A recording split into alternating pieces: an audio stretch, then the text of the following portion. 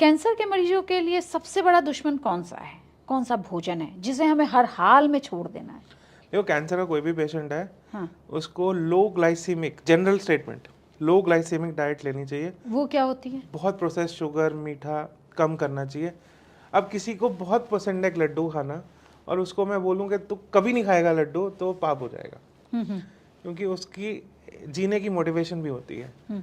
But he अगर ये नहीं है कि वो रोज़ 4-5 लड्डू खा रहा है, ऐसा नहीं, हफ्ते में एक खा लिया कोई बात नहीं।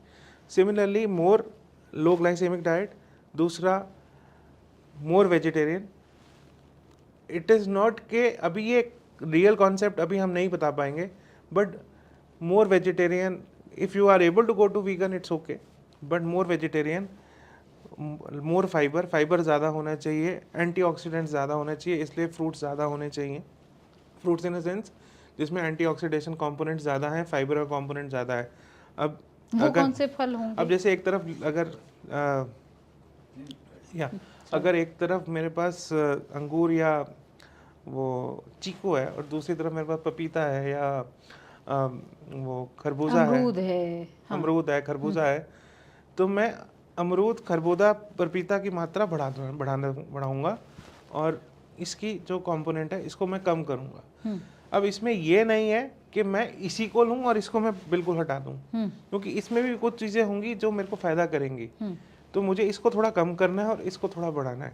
तो अभी तक जो पूरी डाइट और न्यूट्रास्यूटिकल का जो पूरा कॉन्सेप्ट है वो ऑल और नन नहीं है। ऑल और नन का मतलब है कि ये बिल्कुल ही ख़राब है और ये बिल्कुल ही बहुत अच्छा है। हमें बेसिकली एक प्रेफर्ड आइडिया लग जाता है कि हमको ये चीज़ों को बढ़ाना चाहिए और इन चीज़ों को हमें कम कर देना चाहिए, बस ये कॉन्सेप्ट है।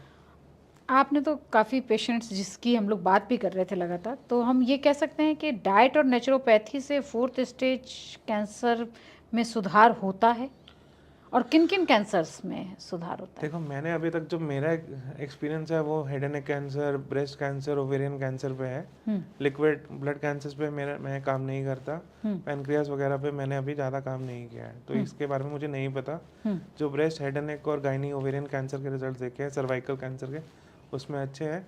मैंने हमेशा एक चीज़ देखी है कि ये एक्सक्लूसिव नहीं है। एक्सक्लूसिव इन द सेंस कि क्या मैं डाइट और आयुर्वेदा से कैंसर ठीक कर लूँ और मैं बोलूँ कि मैं कीमो नहीं करूँगा, मैं सर्जरी नहीं करूँगा, वो बिल्कुल गलत है।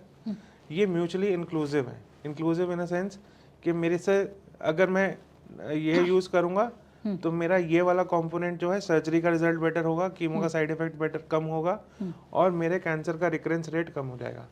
तो साथ मिलके, हाँ। तो मैं ये कह सकती हूँ क्या कि आने वाला समय जो है वो आयुर्वेद, एलोपैथ और नेचुरोपैथी का एक कंबाइंड होगा, और इंटीग्रेटिव मेडिसिन का समय आने वाला है हमारे देश में फिर से एक बार? आने वाले समय में हमारी मेडिसिन का समय आने वाला है। मतलब आयुर्वेद, इंडियन मेडिसिन का समय आने वाला है। Integrative is a foreign word. हाँ। It is Indian traditional medicine हाँ। And Indian way of treating. Bharat का साइंस है, भारत के तरीके से ट्रीटमेंट होना चाहिए। मतलब राफेल हम वहाँ से लाएंगे, लेकिन हमारा तेजस और आकाश भी जो है वो उसका भी इतना इम्पोर्टेंस रहेगा, और वो भी पाकिस्तान के से आने वाली सारी मुसीबतों को